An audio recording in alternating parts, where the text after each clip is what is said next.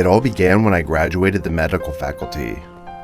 As I walked across the stage to receive my diploma, the mayor's eyes seemed to follow me.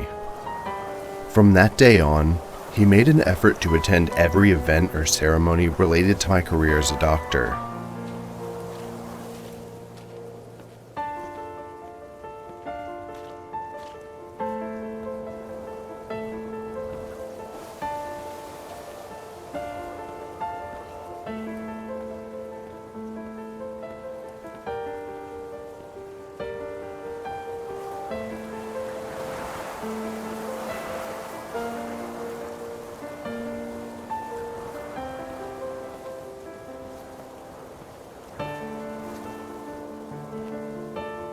My childhood friends Rosie and Sam were also there, cheering me on with their loud voices and beaming smiles.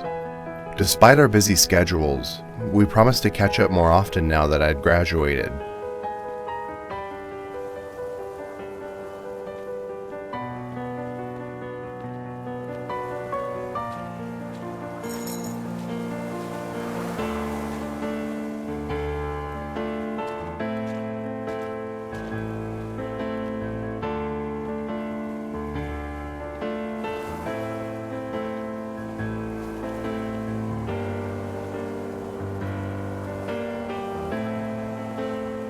As I entered my first job as a doctor, I was full of hope and ambition.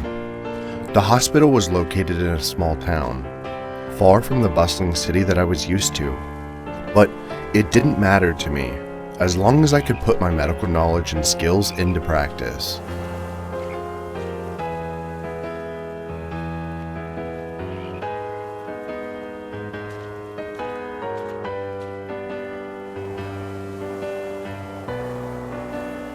But reality hit me hard. The hospital was understaffed and underfunded. The equipment was outdated and the working conditions were poor. Patients came in with various illnesses, some easily cured with proper treatment, while others were too severe for us to handle.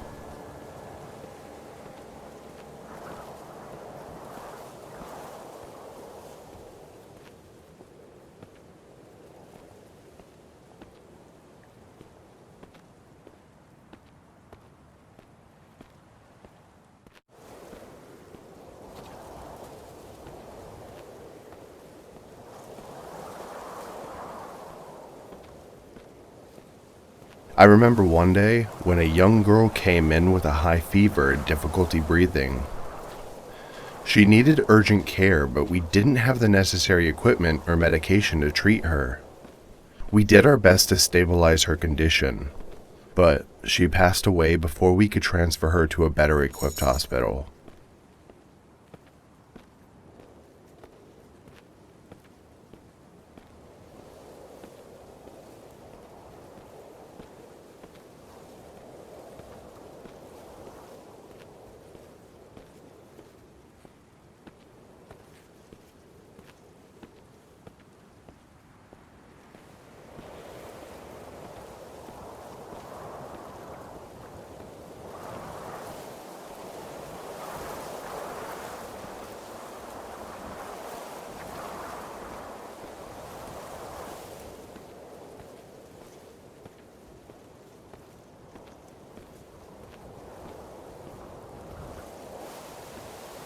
That incident haunts me to this day. It made me realize the harsh reality of our healthcare system. How many lives could be saved if only we had access to better resources?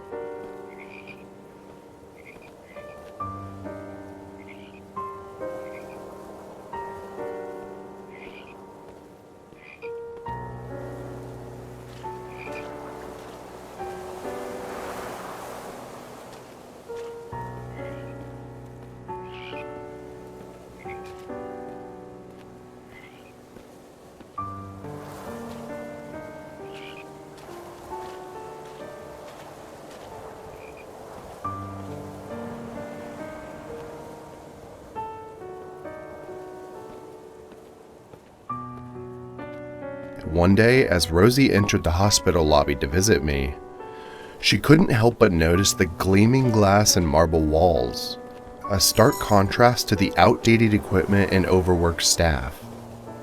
She shook her head in frustration as she thought about the government's priorities.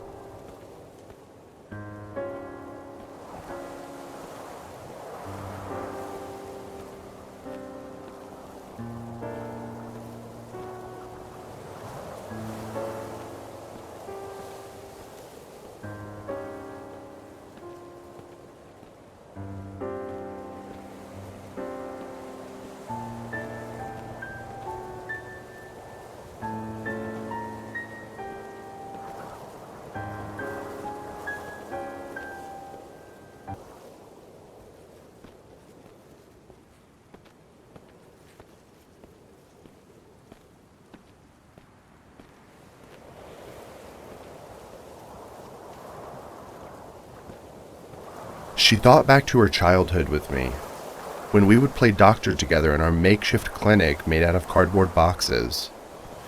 Even then, we had big dreams of making a difference in people's lives through medicine.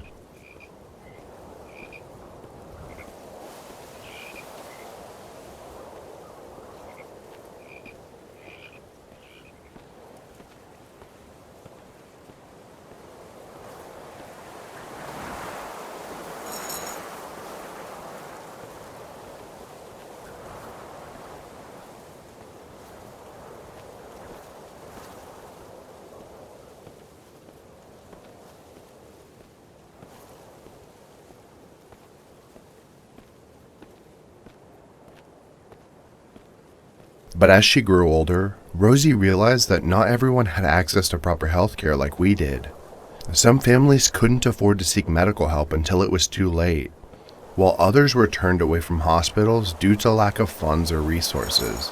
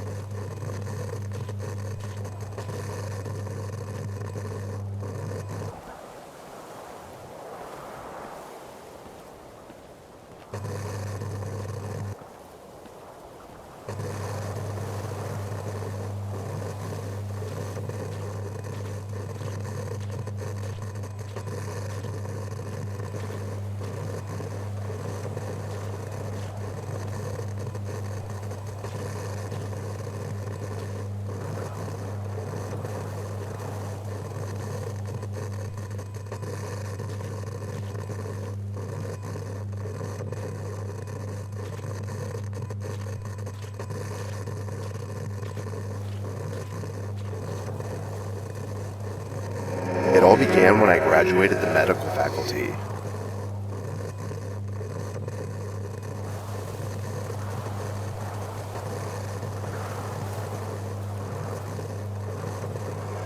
My childhood friends Rosie and Sam were also there.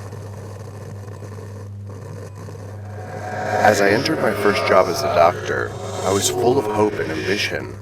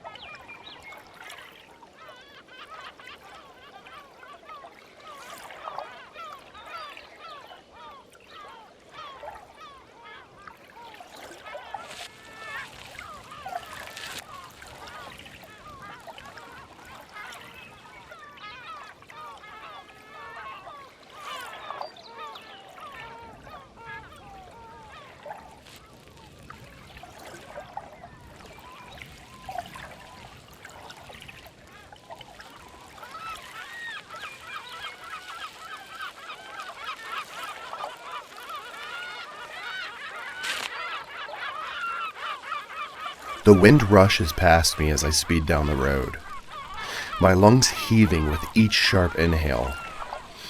It's moments like these that cleanse not just my body, but my very soul.